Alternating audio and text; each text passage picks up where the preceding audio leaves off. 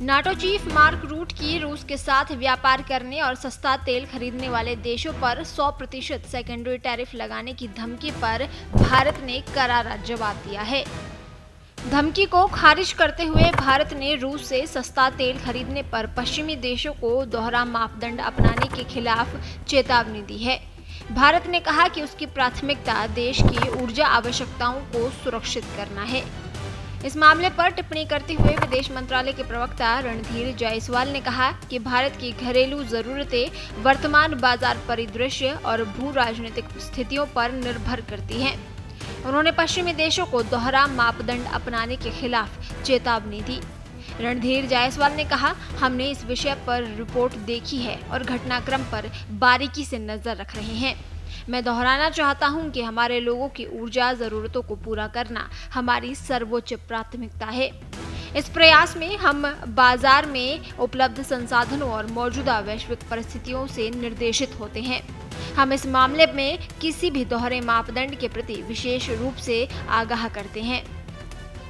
विदेश मंत्रालय के प्रवक्ता रणधीर जायसवाल की ये कड़ी प्रतिक्रिया भारत के पेट्रोलियम और प्राकृतिक गैस मंत्री हरदीप सिंह पुरी द्वारा नाटो चीफ मार्क रूट की चेतावनी पर कोई प्रतिक्रिया नहीं देने के बाद आई है। हरदीप पुरी ने कहा था कि भारत किसी भी विपरीत परिस्थिति के लिए तैयार है। केंद्रीय मंत्री ने कहा कि भारत अपने तेल और गैस जरूरतों के लिए किसी एक देश पर निर्भर न होकर कई देशों से आयात करता है। हरदीप सिंह पुरी ने गुरुवार को एक इंटरव्यू में कहा कि रूस से भारत जितना तेल और गैस एक क्वार्टर में खरीदता है, यूरोप के देश उससे कहीं ज्यादा आधे दिन में खरीदते हैं।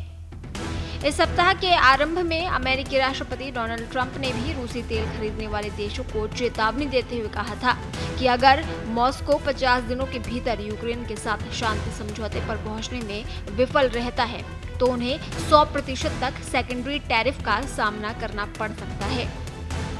नाटो सेक्रेटरी मार्क रूट ने बुधवार को ब्राजील, चीन और भारत को कड़ी चेतावनी देते हुए कहा कि अगर वे रूस के साथ व्यापार जारी रखते हैं तो उन्हें गंभीर आर्थिक परिणाम भुगतना पड़ सकता है। रूट की ये टिप्पणी अमेरिकी सीनेटरों के साथ उनकी बैठक के ठीक बाद आई। रूट ने रूस के मुख्य व्यापारिक साझेदारों भारत, ब्राजील और चीन को चेतावनी दी कि अगर रूसी राष्ट्रपति व्लादिमीर पुतिन शांति समझौते को गंभीरता से नहीं लेते हैं तो उन्हें 100% तक सेकेंडरी सैंक्शंस का सामना करना पड़ सकता है। उन्होंने कहा, अगर आप चीन के राष्ट्रपति हैं, भारत के प्रधानमंत्री हैं या ब्राजील के राष्ट्रपति हैं और आप रूस के साथ व्यापार करना जारी रखते हैं और उनका तेल और गैस खरीदते हैं तो आपको पता है, अगर मॉस्को में बैठा व्यक्ति शांति वार्ता को गंभीरता से नहीं लेता है तो मैं 100% सेकेंडरी टैरिफ लगा दूंगा।